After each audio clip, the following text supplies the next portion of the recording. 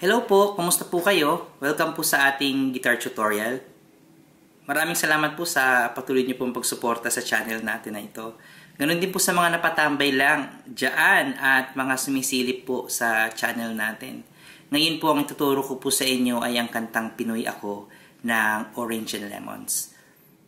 Sana po ay magustuhan niyo po ito at kung magustuhan niyo po ito, huwag niyo pong kakalimutan na mag-like at mag-subscribe. Ganon din po na i-hit niyo po ang bell button natin para maging updated po kayo sa mga darating pa pong mga guitar tutorial natin.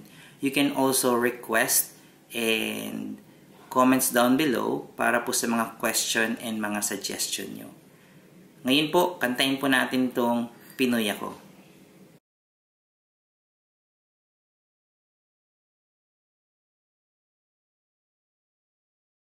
Ang tuning po natin dito ay standard tuning. E, A, D, G, B, E.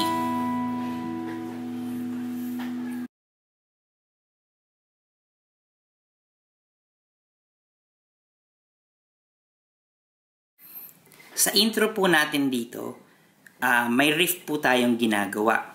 So para gawin po natin yun, ilalagay lang po natin tong index natin sa 10th fret, 1st and 2nd.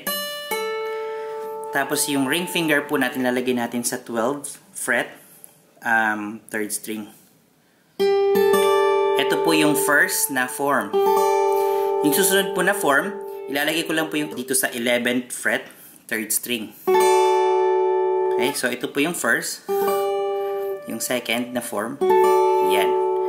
So pag ginawa po natin to, yung plucking po na ginagawa niya is 3, 2, 1, 2. So, every form, 4 times po natin gagawin yun. Okay, so para po siyang ganito.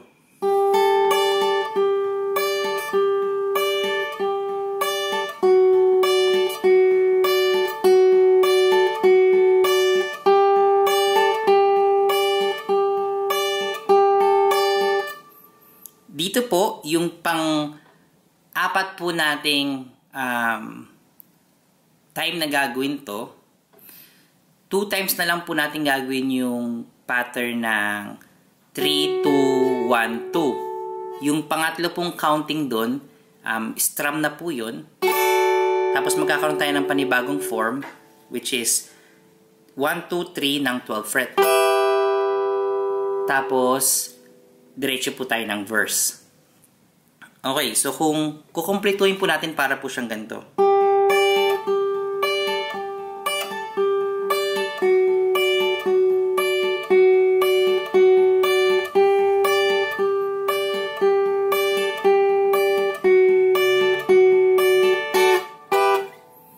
Tapos verse.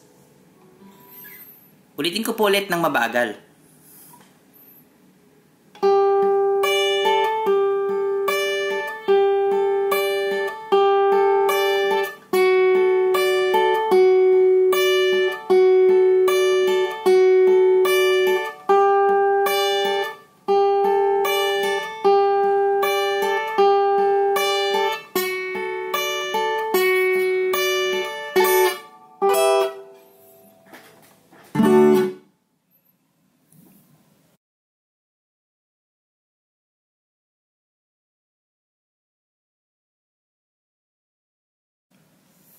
Sa verse po natin, ang chords po natin dito ay D, F sharp minor,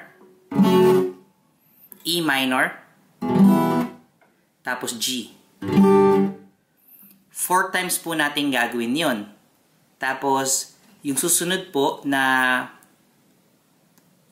pattern natin ay D, F sharp minor, E minor, this time po, G minor na po.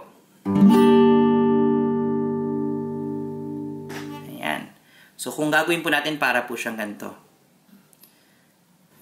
Lahat tayo mayroong pagkakaiba. Walang nakikita na iba't ibang kagustuhan. Patutunan.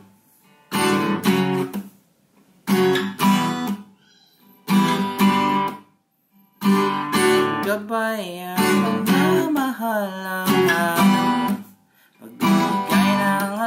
sa iyo kung pahirapan kung sino ka talaga.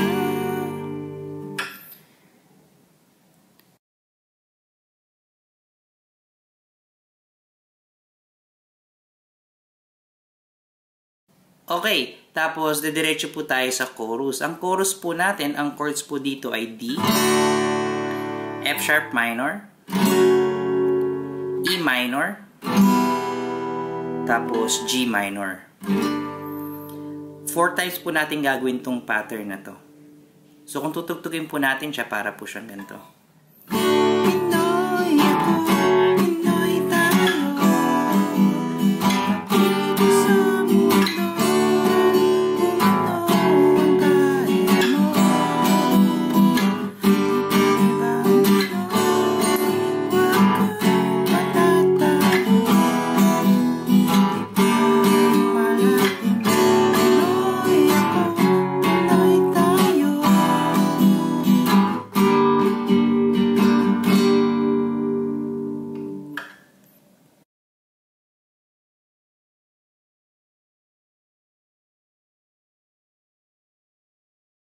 Sa bridge po natin, ang chords lang po na gagamitin natin dito ay A.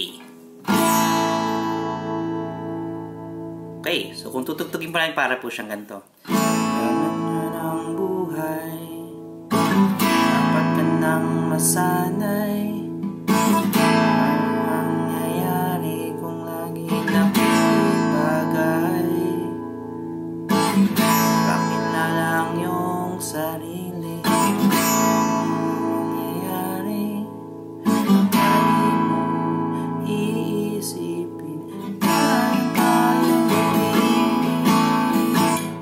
Yan po ang kantang Pinoy Ako ng Orange and Lemon. So, yung pattern niya po and yung chords niya po ay paulit-ulit lang. So, maganda rin po ito sa mga beginner. Ang challenge lang po natin dito ay yung F sharp minor at saka yung G minor. Okay, pero naniniwala po ako na kung ulit-ulit po kayo magpa-practice nito, lalong-lalo sa form na yon, ay makukuha nyo rin po ito. Maganda po itong kantang to. And it represent po yung pagiging Pinoy natin. Maraming salamat po sa lahat po ng nanood at nakinig sa tutorial natin. Kung nagustuhan niyo po ito, huwag niyo pong kakalimutan na mag-like at pag-subscribe. Ganoon din po, nakalimbangin niyo ang bell button natin para maging updated po kayo sa mga darating pa pong mga guitar tutorial natin. Ulit po, maraming salamat at kita-kits po tayo next time. Salamat po.